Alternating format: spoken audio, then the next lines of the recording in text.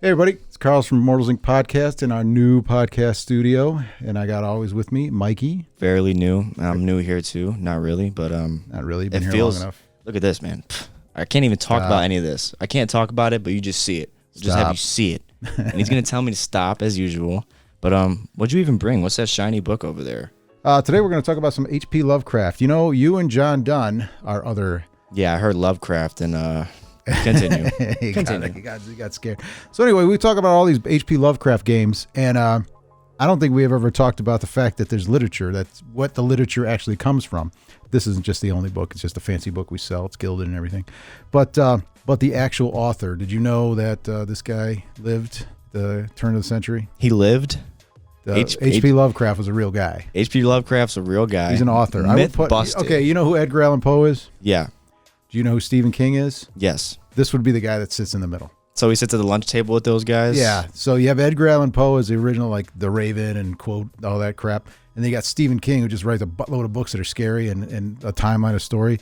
He would be the guy between. So you'd have Edgar Allan Poe, then you'd have H.P. Lovecraft, and then you'd have Stephen King. In my opinion. That's very dark, dangerous lunch table. It is. It's for horror, right? They're not even doing paper airplanes. They're like finding ways to stab each other, I bet. No, they're just, it's like with Edgar Allan Poe, if you've ever read any of it, it's very dark and bleak, and the world sucks, and you know he died in the gutter, and for real. So then, for real, yeah, he like drank himself to death. But anyway, okay. Well, I think somebody was more about it, but if I remember, he actually died in the gutter. But he was very depressed and dark writings about the worst side of humanity. H.P. And then you see where Stephen King writes about a lot of like otherworldly beings, where it sees where it's other dimensions and shifts, and these like creatures that one clown. Yeah, like the Pennywise. Well, I'd have to say that Stephen King definitely did take some stuff from H.P. Lovecraft, because H.P. Lovecraft writes about otherworldly horrors. His basic concept of horror is that there are things in the universe that are older and bigger and have a timeline beyond us. We're just a speck. Or we're just like an ant. Like what an ant would be to us. Like, oh, get out of here. That's what they are. So basically, these things exist. And as humans, or as mankind, or humans, or as a world, we're just trying to survive and not get noticed by these things. So when you do find out about these things, it blows your world apart, because could you just imagine that everything you think is important to you means nothing? I mean, yeah. To other people it does. We rationalize it in between ourselves. Like, I mean nothing to somebody else. I mean, yeah, look at how we view ants. I mean, you see an ant, they probably have a family. They probably carried food to their family, and we're just like, here, let me just step on you real quick. So if there's something like that out there, I'm cool on that. Yeah, so that's what his dark world is. And then what happened was he kind of was the original open source guy, because he would communicate, pen and paper with other writers of the time, sci-fi writers of the time. You'll see a lot of books or writers that'll say the Cthulhu mythos, which means that his background. So they would communicate with each other in letter form. And like, there's whole letters, there's a whole books and essays on just the letters he wrote to other people. And they created this world. So like a lot of his stuff, like, you ever hear The King in Yellow? Yeah, that's one of the first things we reviewed. Yeah, so that's not by H.P. Lovecraft, but that's by another author who set it in. It fit into the world of Cthulhu, That's pretty...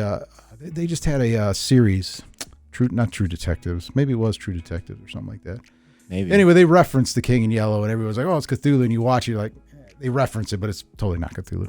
Well, it is, kind of. But his stuff is just dark. The best you could hope for is any of the games and start. The best you can hope for is to either A, go insane and live, or just die and save the rest of the world. Great. Great two options there. Not much of a range. But in order to understand it, because you could play all the games and just say it's a horror game, like all those games and the books and the board games and the card games, you could just say it's a game of monsters and understand it. But if you really wanted to get into it, or you really thought about it, there is so much material to read. And you can get these in paper. You can just go get a cheapy paperback for $5. They're probably online too. Like if you. Oh yeah, you can get like a Kindle a PDF or whatever. or something. Yeah, a lot of it's, you can download a lot of it for nothing. Who came first? Did H.P. Lovecraft come first, or did like Edgar Allan Poe come first? Well, like literally in the timeline of it's Edgar Allan Poe, and then H.P. Lovecraft, and then Stephen King. Okay. That's my opinion, or that's my reference to it. So to you, what makes his book stand out the most, or his writings in general? Because it's probably vague. Because it's true horror. Do you ever watch like movies? Like, you ever see movies that are really good? Well, you wouldn't know, but there's a lot of good horror movies that either bomb at the box office or nobody likes them. It's because they don't have a happy ending. Everybody likes a happy ending, especially in America. Everybody likes a happy ending. These are not happy endings. These are what true horror is. Like, holy crap, what is this? It's entertaining. It's scary. It's mind blowing. It's something that, the true. Not every ending is happy. And what's the ultimate sad ending that you've come across in film? In these books, in the film. Yeah. So there's a movie called At the Mountains of Madness, completely based on this. He wrote a book or a short story. Most of his stuff is also short stories. Is one of the longer ones is At the Mouth of Madness. Oh no, At the Mountains of Madness. Sorry, I'm totally getting it wrong if I'm wrong. But he did it. There was a movie called At the Mouth of Madness done in the 80s, and they did a pretty good job of representing this. The end of the movie was just everybody went insane. The whole world went insane, crazy, killed each other, and it was to the end, the apocalypse. And that's how the movie ended. The world explodes? No, just everybody killing each other and going crazy. There's a lot of stuff like that, but beautiful. That's not a happy, that's not a happy ending. Nobody likes that. It's just great. So it reminds me of Cleveland. No, I'm just kidding. What are you saying? Okay. But that's, and he has a fictitious town, and he was written, he's just, you should read it. And I suggest the first story you read, if you read anything. And there's a lot of comic adaptations. Like if you're not into the reading. I like comics myself. All right. So there's a lot of comic books. You could just find it, the Dunwich Horror, because like I said, it was turn of the century. He was a depressed guy. He had some issues, but turn of the century, he writes and uses a lot of big words you would never seen, I need to expand my vocabulary. Yeah. You have to kind of have like a dictionary, or understand. Like even you, like, do you know most of the words, or are you? No, like, what the hell that's how I increase my vocabulary. Read stuff like this. Like, believe it or not, I know I'm not that bright, but I did take Latin when I was a kid, so that helps. Fun if you fact ever want to alert. increase your vocabulary, take Latin. Take Latin, everybody. Everybody take Latin. It's a dead language, but it's the base of all language. But it does increase your vocabulary and to use different words, and it shows how deep or how to convey the horror, because the words help, because you're like, what is that word? And then it's totally different and alien, and because you don't want to just say like dark, you want to say like ominous or whatever is above ominous. I don't even know. He probably knows. Lovecraft knows. Foreboding, and stuff like that. That's not even a big word, So I don't even know what that means. And I'm not a bright guy. So, but I would really suggest, if you like the Call of Cthulhu games and the horror don't games, doubt yourself. Huh? Don't doubt yourself. Come on. If you really like those games and you really want to know more about the world, because the world is huge, read these books. And if you can, and you don't have to buy this one. We carry this one. It's like I said, it's a nice copy. I really have a leather-bound copy of all the stories and everything like that.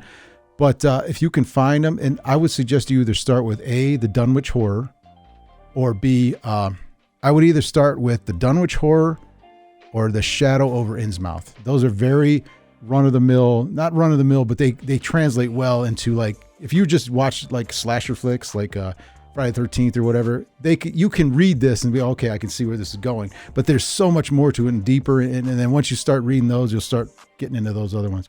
Like I said, he uses a lot of big words, and it's written at a different time. So when you read this, remember that. You already got me at that Shakespeare type vibe. Well, not so much. Not as bad though. No, that's bad. Horrible. This is more like American English. That's more English.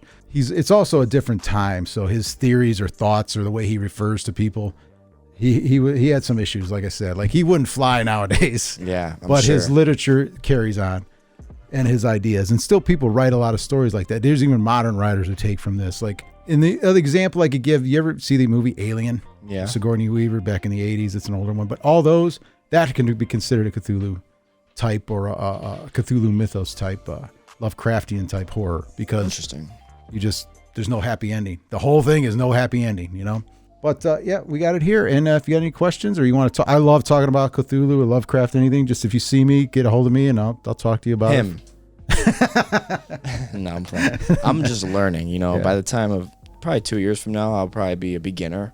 A beginner. Beginner. Oh, it took me a long. To be honest, I don't even know who introduced me to this. I think I just played a game one time and they're like, "Oh, you should try it." And I picked up the book and that was it. I was just done. I was hooked. So. And some of these are on the shelves, correct? Yeah, I have. These are the fancy copies. This is kind of a leather bound, not like a fake leather, and gilded pages. It has all the main stories in it though. So nice. If you want to really get into it, and it's like $24.95, but honestly, you can download it on Kindle. A lot of it might be open source, or what's that called when it's illegal, pirated. Well, I think it is actually.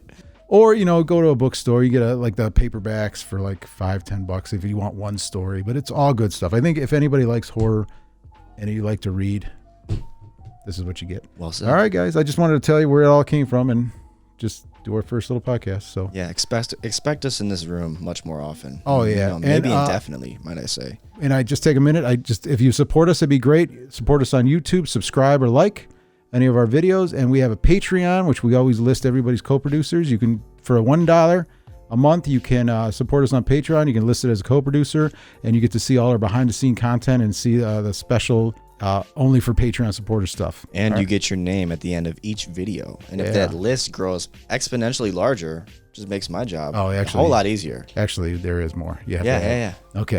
Last video I included them. Oh, did you? Yeah. Okay, cool. So, all right, guys. Thanks, guys. All right, we'll see you later. Peace.